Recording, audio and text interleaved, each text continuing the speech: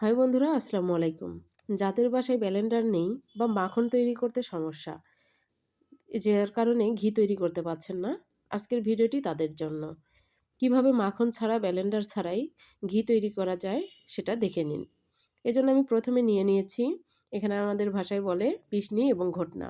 সেটা নিয়ে নিলাম, তার ভিতর দিয়ে দিব এবার দুধের সর। আমি 1 বাটি দুধের সর দুধ থেকে প্রতিদিন করে তুলে তুলে রেখেছিলাম ডিপে। সেখান থেকে আমি 2 চামচ পরিমাণে এখানে নিয়ে নিলাম। নিয়ে এভাবে পিসনি এবং ঘটনার সাহায্যে এভাবে বেটে নিব। সরটা প্রতিদিন আপনারা যদি জড়ো করেন সেক্ষেত্রে অবশ্যই বেশি সময় লাগে। তাই আপনারা ডিপে রেখে দেবেন, নরমালে রাখবেন না। নরমালে রাখলে কিন্তু সরটা নষ্ট হয়ে যাবে। এবার আমার বেটে নেওয়া হয়ে গেছে। আমি হাত দিয়ে দেখাচ্ছি কতটা স্মুথ হয়েছে।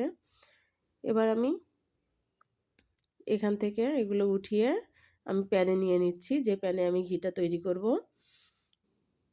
এভাবে আমি আবারও নিয়ে নিলাম। নিয়ে আবারও ঠিক একইভাবে এভাবে বেটে নিতে হবে। আমি কিন্তু এটা থেকে আর মাখন বের করব না। সরাসরি এভাবে প্যানের ভিতর দিয়ে এভাবে আমি সবগুলো করে নিব। একে একে সবগুলো করে নেওয়া আমার হয়ে গেছে। আমি আবারও কাছ থেকে দেখাচ্ছি। দেখুন কতটা স্মুথ হয়েছে। এটা কিন্তু মাখন বের করতে হয় না। সরাসরি চুলায় দিলেই ঘি বের হয়ে আসে। সেক্ষেত্রে একটু ঘিটা একটু কম বের হয়। যদি মাখন বের করেন তাহলে ঘিটার পরিমাণটা একটু বেশি হবে। কিন্তু এভাবেও ঘি তৈরি করা যায়। আমি দেখিয়ে দিচ্ছি, দেখুন। আস্তে আস্তে সরটা গলে ঘি বের হতে শুরু করেছে। আপনারা দেখে নিশ্চয়ই বুঝতে পারতেছেন। এখানে যদি আমরা ব্লেন্ডারে করতাম, মাখন বের করে করতাম, তাহলে ঘিয়ের পরিমাণটা আরেকটু বাড়তো। তো তাতে সমস্যা নেই। যাদের ব্লেন্ডার নেই তারা এভাবেও তৈরি করতে পারেন। এভাবে চুলায় জাল দিয়ে, চুলার জালটা অবশ্যই মিডিয়ামে রাখতে হবে, হাই ফ্লেমে রাখবেন না, তাহলে ঘিটা ভালো হবে না। এবার আমার ঘি করে নেওয়া হয়ে গেছে। আমি একটা, দেখুন, এরকম কাঁচের বোতল নিয়েছি। আমার আগে থেকে একটু ঘি ছিল। এবার সবগুলো ঘি আমি সেখানে ঢেলে নিব।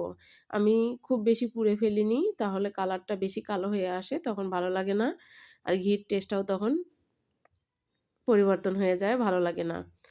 ঠিক ঠিক যখন এর কালারটা দেখুন, সরের কালারটা যখন এমন হবে তখনই আমি নামিয়ে ফেলেছি। আমার ঘিয়ের পরিমাণটা দেখুন কতটুকু হয়েছে। প্রায় 1 বাটি সরের থেকে এতটুকু ঘি হয়েছে। মাশাআল্লাহ, ঘিটা আমার কিছুক্ষণ রাখার পরে জমে গেছে। এবার আমি চামচের সাহায্যে আপনাদেরকে তুলে দেখাচ্ছি। দেখুন কতটা পারফেক্ট হয়েছে আমার ঘিটা।